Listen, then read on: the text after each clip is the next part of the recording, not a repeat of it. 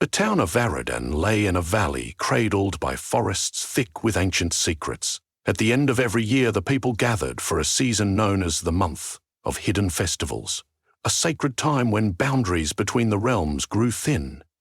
The air itself felt alive with possibility. Leaves shimmered under moonlight, voices carried echoes of departed ancestors, and footsteps treaded carefully on paths that seemed to whisper. During this special time, a mysterious masked spirit appeared, dispensing judgments to mortals who dared to confront hidden truths. Whether this spirit was an Egungun ancestor or a more ancient manifestation of the Yoruba gods, no one knew. Yet each year, the people both feared and revered its arrival. In the days leading up to the first celebration, the town's narrow red clay streets bustled with activity. Market stalls huddled near the river, their canopies flapping in the breezes that swept down the valley. Women in bright wrappers carried baskets of yams, peppers, and dried fish over their heads, balancing them effortlessly as they went about their work. Children scurried underfoot, giggling as they threaded through passing legs, while elders sat on wooden stools, discussing the importance of propitiating the community's guardian spirits. The talk inevitably turned to the masked figure that would roam Aradan once the festivities began. Hushed warnings about the spirit's unyielding sense of judgment made each person wonder if they were worthy of a favorable verdict. By tradition, during this month, no drumming or music was to be heard in public. Instead, the nights were given over to clandestine ceremonies. Households gathered behind shuttered doors, whispering incantations by candlelight, while singers sang quietly in back rooms. Yet out in the forest, behind an ancient copse of iroko trees, the festival was in full swing. There, participants dressed in elaborate costumes, bright fabrics layered over each other, and intricate face coverings that concealed all expression. This secret celebration became a labyrinth of shifting shapes and draped silhouettes, where energies from unseen realms mingled with human breath. It was said that anyone who wandered into these gatherings by chance would either lose themselves to delirium or find profound liberation, depending on their fate. The region's Babalawo, Ifakayode, was among the few who understood the spirit's deeper purpose. On the eve before the festivities, he consulted the Ifa divination tray and read the patterns formed by kola nuts. Divining a warning, he frowned, tracing the lines in the dust with a practiced finger. The signs spoke of illusions dissolving and hidden truths emerging. Whispering a quiet prayer to Orunmila, the deity of wisdom, Ifakayode prepared himself for the arrival of the masked spirit. He knew the spirit did not appear simply to sow fear, but to guide mortals toward revelation, a revelation that could be both comforting and terrifying. A boy named Faru had turned 16 just a week before. He hovered between the carefree realm of childhood and the responsibilities of adulthood. He wore a single coral bead around his neck, a gift from his grandmother, to mark his curiosity. While many youths his age fretted about the spirit's judgment, Faru was drawn to it. He wanted to see the spirit's face, if, indeed, it had one. Each night as the full moon inched further across the sky, Faru would stand on the outskirts of the forest, peering through branches and straining his ears for the echo of distant chants. He felt an irresistible pull to discover what lay hidden beyond the veil. His mother, Sade, warned him repeatedly, "Stay by the hearth, my son. This spirit's eyes see beyond the flesh. They perceive the truth in your heart. If you go near it with doubts or hidden wrongs, it will reveal them to you." Whenever she spoke, her voice quivered slightly, as if she recalled distant memories she did not wish to share. Faru knew better than to press her. He respected her fears, but felt an opposing urge. Something in his soul insisted that facing the spirit might help him find his path. He had no grave transgression to hide, but he sensed a restlessness that could only be answered by daring to look upon the unknown. On the fourth night of the festival, a pale moon rose over Aradan. The townspeople locked their doors earlier than usual, each household performing its own small rituals to honor the ancestors. Faru waited until his mother nodded off on her braided mat. Then, draping a cloak over his shoulders, he slipped outside. Night insects hummed, their chorus punctuated by the percussion of unseen drummers deeper in the forest. This was the first time Faru had heard drumming during this solemn month. But if it was a taboo, the masked spirit's presence allowed for exceptions. Not wishing to lose his courage, he followed the sound of rhythmic pulses that guided him along an unlit trail. He paused along the way, pressing a hand against the thick trunk of an iroko tree and breathing in the damp scent of earth. Each step forward revealed glimpses of flickering torches. Finally, he reached a hidden clearing at the heart of the forest, where flames danced in hollowed-out logs, and costumed figures moved gracefully, as though directed by a silent conductor. Their garments, a riot of color and texture, glistened in the firelight, but each wore an identical mask carved from a single piece of wood. The masks resembled human faces, yet seemed strangely inhuman, with elongated cheekbones and hollow eyes that glowed faintly. The group's chanting lifted upward until it felt like the very trees were echoing their words. Faru watched from the shadows, transfixed. His mind raced. Was that the spirit among them, or did it stand apart, waiting, like a judge hesitates before casting a verdict? Suddenly, an eerie hush settled over the clearing. One of the masked dancers halted mid-step and turned to face Faru's hiding spot. The figure gestured with a slow hand motion, inviting him out. Heart pounding, Faru stepped forward, glancing around to see if any path remained for him to slip away quietly. But curiosity overcame caution, and he took a determined step into the circle of torchlight. A masked dancer approached him. Taller than the others, this figure wore robes of indigo cloth, embroidered with subtle patterns of swirling lines. On its mask, the eyes were painted a fiery red. The dancer lifted a hand in a sign that silenced all movement in the clearing. Then, with an otherworldly vocalization resonating from within the wooden facade, it spoke. "Have you come to be judged?" Though the words did not seem to pass through human lips, Faru felt them within his mind, each syllable pulsing through his heart like a drumbeat. Gathering courage he barely knew he possessed, Faru answered, "I seek the truth of who I am. I have no wish to hide." He suddenly recalled his mother's words. How the spirit's gaze could reveal things one might prefer stayed buried. Doubt flickered in him, but he refused to yield.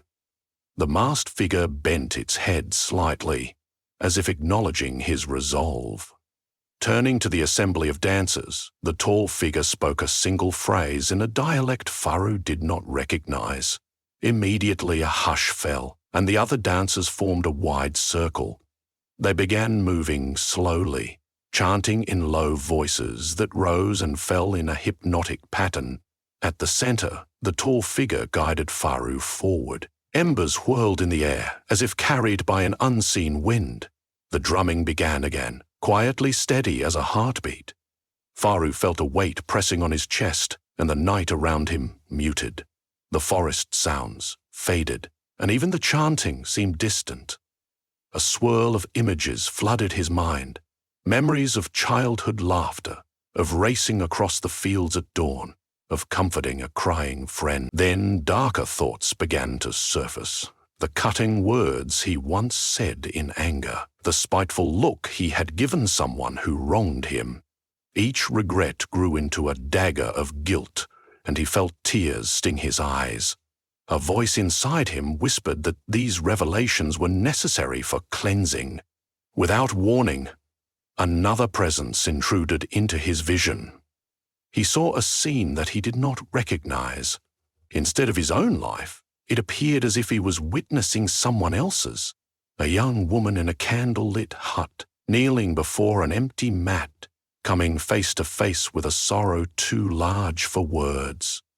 Faru felt her loneliness crash over him like a wave that left him trembling.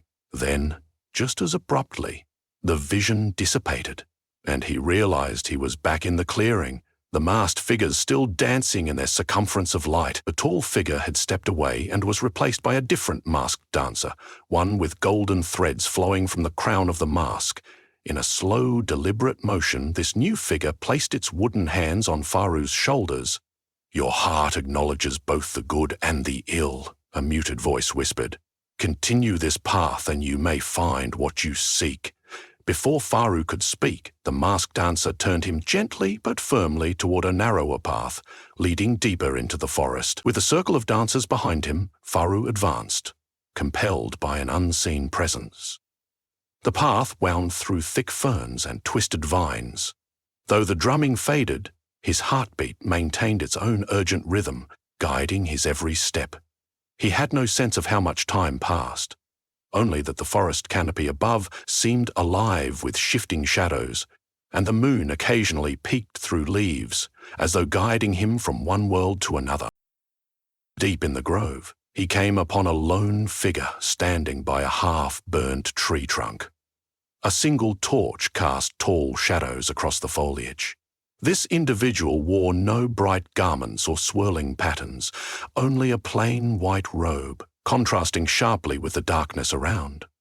The mask he or she wore, Faru could not discern any human features, was bathed in a reflective sheen, so that any light thrown upon it seemed to shift and glisten like water. A gust of wind rustled nearby branches, and the figure slowly raised its head. "Kabiyesi," Faru whispered involuntarily, employing a word of deep respect. Whether the spirit truly was a king, an ancestral force, or something else entirely, he felt the term bubble onto his lips. The figure nodded. Faru's pulse raced. "You have come," the voice spoke, layered with the timbre of many voices joined together. "What stand at the threshold of truth must come. Some arrive through curiosity, others through desperation. Is your heart prepared to receive judgment?" Faru swallowed. Though he trembled, he answered, "Yes." An intensity surged in the spirit's masked face, as though recognizing that single word. Then, to Faru's astonishment, the spirit lifted its hands to remove the mask. He found himself simultaneously terrified and awestruck. No mortal was said ever to see the spirit's true visage. As the mask slid away, Faru sensed a blinding radiance fill the clearing. For a moment, he glimpsed not a face, but a shimmering swirl of color and light that pulsed with ancient knowledge. His eyes squeezed shut at the brightness, and when he opened them, the mask was back in place, the clearing dimmer once more. He sensed the spirit's words flowing directly into his mind rather than echoing aloud. "You do not stand alone in this forest. Others search for absolution, for answers, for vengeance. All have secrets. Will you bear witness to the trials yet to come?" With that, the spirit turned aside, gesturing toward a winding path leading to a clearing where the ground was charred as though fire had consumed it. Unseen watchers emerged from the shadows. 2 elderly women, a man with an anxious face, and a tall woman dressed in layered robes of accented brown and orange. They formed a semicircle around Faru. By their matching expressions of awe, he guessed they too had been summoned by the spirit's call. One of the older women carried a wooden staff decorated with cowrie shells. When shared glances passed among them, Faru realized they were all here to receive the spirit's verdict on matters that weighed upon them. The man with the anxious face stepped forward first. He introduced himself as Ojo, a fisherman known around Arodan for his skill in navigating the river's trekkiest bends. Ojo cleared his throat. "I have come to ask forgiveness for a wrong I did last harvest," he began, voice trembling. It turned out he had deceived his brother over a fishing net inheritance, leading to a rift in their family. As Ojo spoke, the spirit stepped near, the mask's reflective surface shimmering. The older woman with the staff quietly wept as Ojo confessed. Perhaps she empathized, or perhaps she recalled her own misdeeds. The spirit raised a hand. "The net once bound you and your brother in unity," it whispered, each syllable echoing with thunderous authority. "Your deception broke that unity. You must restore it, or it shall haunt you and weaken your bond with the waters you so love." Ojo knelt, tears welling in his eyes. At that moment, the spirit's mask shone bright, illuminating Ojo's face as if to separate truth from pretense.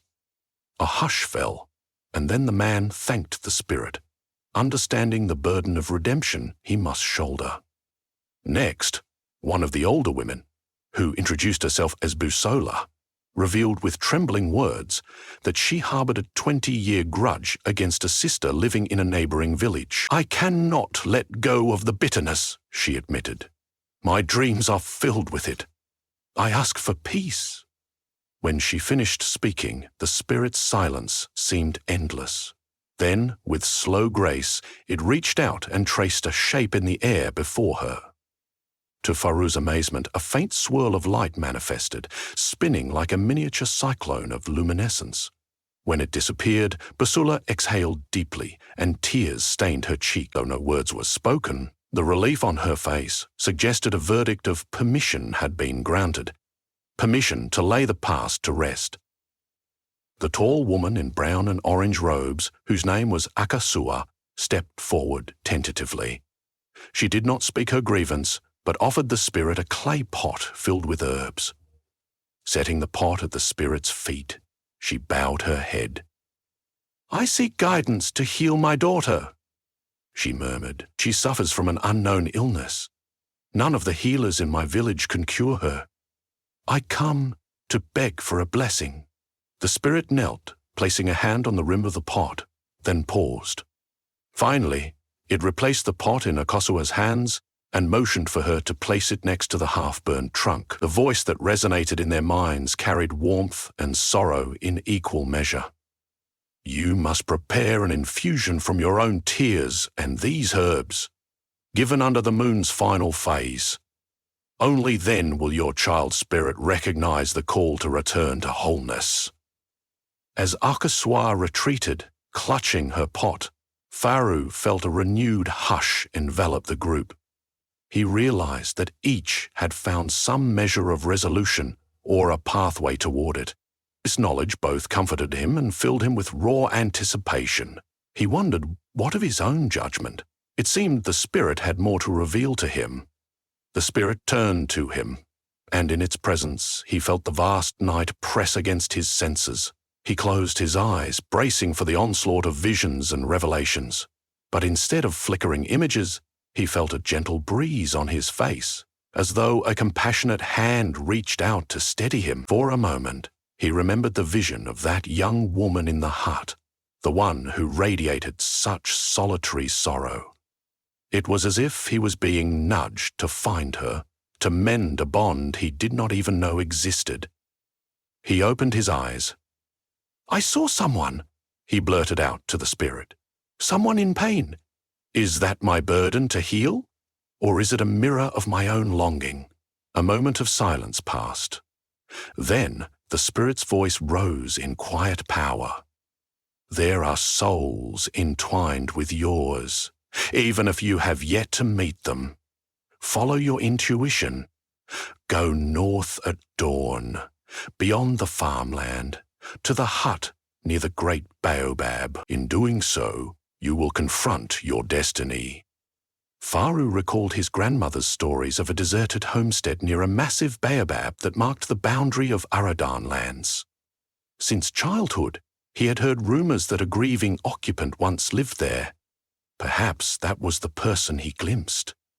Resolute, he nodded to the spirit. Then the ephemeral light around them shifted.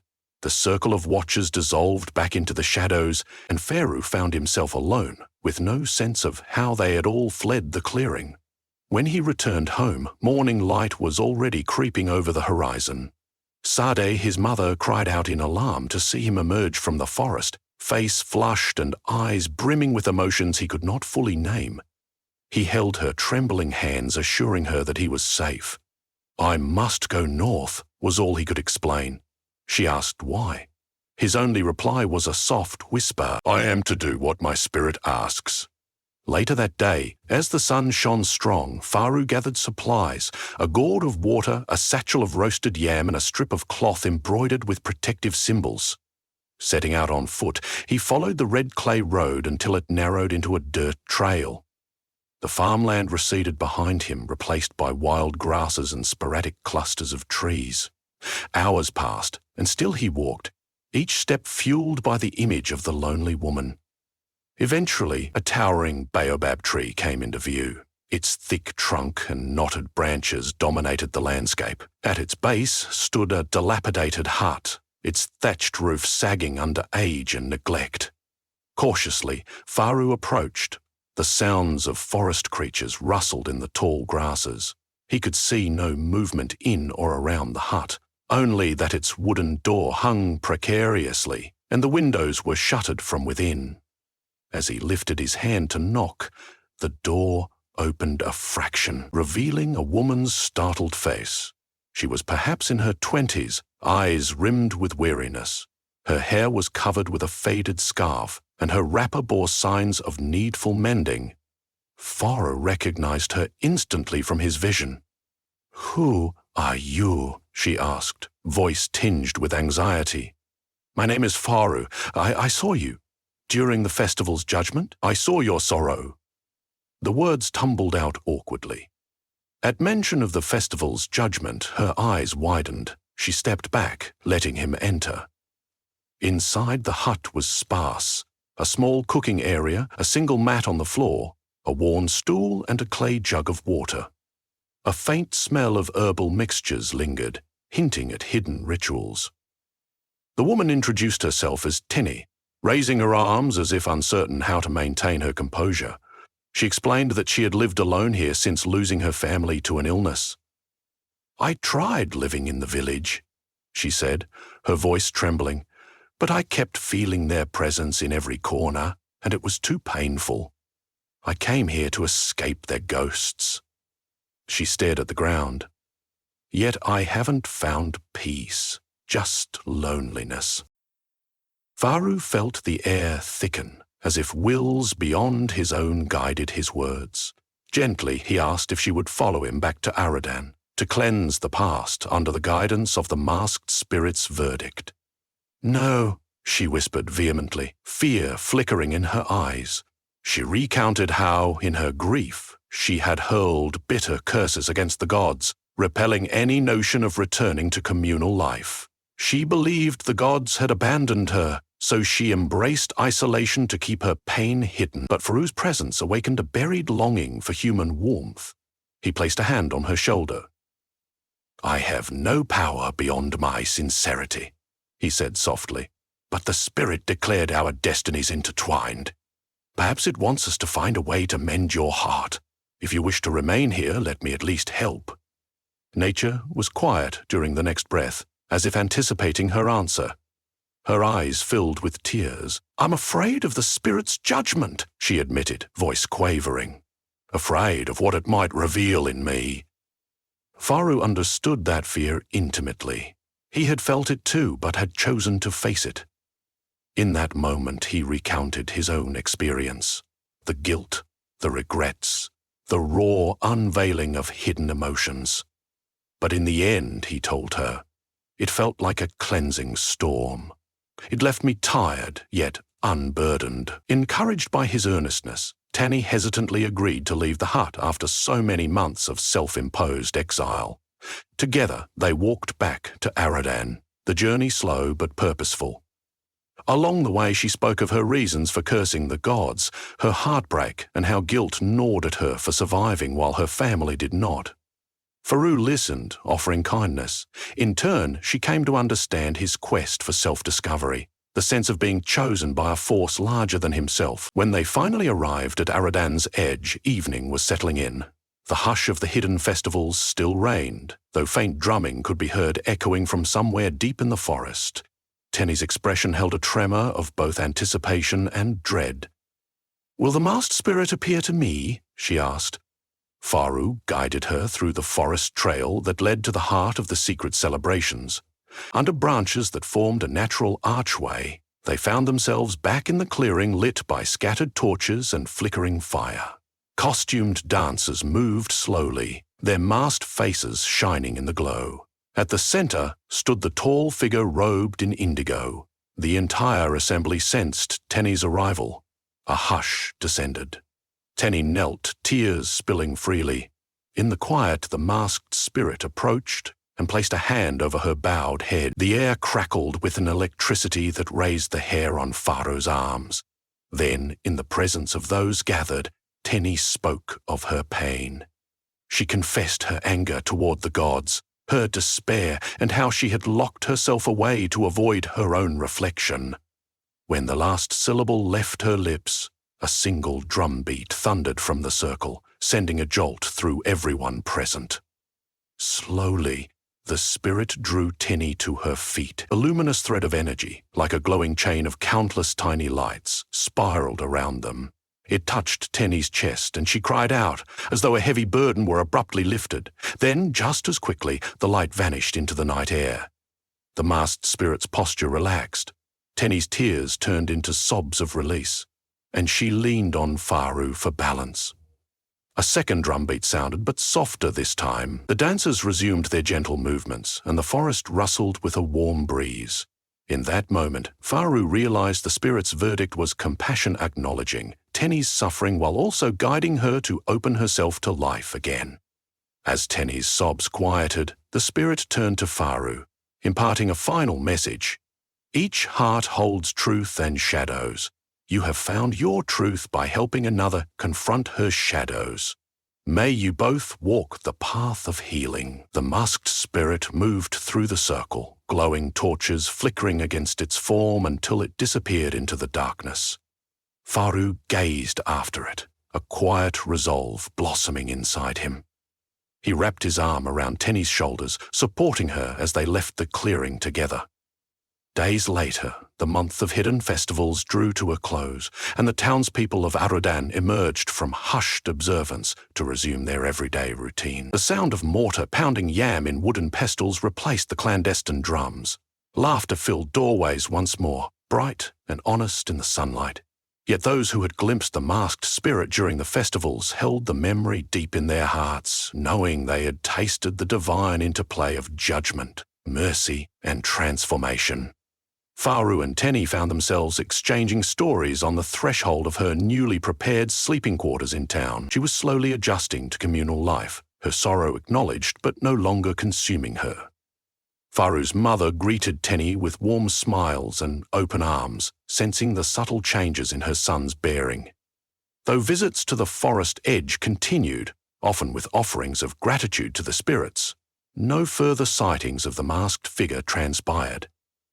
It was said the spirit returned to its timeless abode, content that the people of Arodan had been touched by its guidance for another year. In the days ahead, Oja reconciled with his brother, offering him half of the fishing net that had caused such strife. Buzula traveled to the neighboring village, surprising her sister with an apology that began their healing. Akuso brewed the spirit's herbs with her tears under the waning moon, and her daughter's fever broke soon after. Each person emerged from the month of hidden festivals changed, having faced a personal truth that might have remained hidden without the masked spirit's intervention. Faru often revisited that night of swirling visions, questioning how a voice could emanate from beyond mortal reach and yet resonate so profoundly within the human heart. Each time he thought of it, he felt a hush of awe. Perhaps the spirit, whether an ancient ancestor or an aspect of the divine, was less concerned with punishment and more with guiding souls toward reconciliation. In that sense, its judgment became an invitation to courage, an invitation to trust that what lay in the shadows might reveal hidden light. On the final evening of the festival's aftermath, the moon gleamed full in the sky.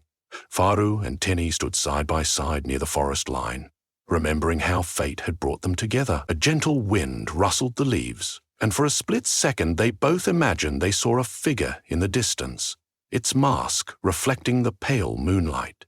Then it was gone. Perhaps it was a trick of the dusk, or perhaps the spirit lingered to ensure their journey toward wholeness continued. In either case, Faru felt a calm assurance settle over him. Whether that brief glimpse was real or imagined hardly mattered. What mattered was the legacy it left behind. Hearts unafraid to see themselves fully, and souls brave enough to extend mercy to others. Long after the moon slid below the horizon, Faru and Teeny made their way home. They walked slowly, letting silence cradle them. When they finally parted, each to their respective dwelling, they carried the spirit's verdict within them. In the stillness of the night, as the crickets resumed their lullaby, Arodan rested, its people renewed by the festival's silent revelations. And somewhere, unseen but ever watchful, the masked spirit kept vigil, ready to return when next the shadows beckoned it forth to judge, to guide, and to remind mortals of the luminous grace that can lie dormant beneath every mask.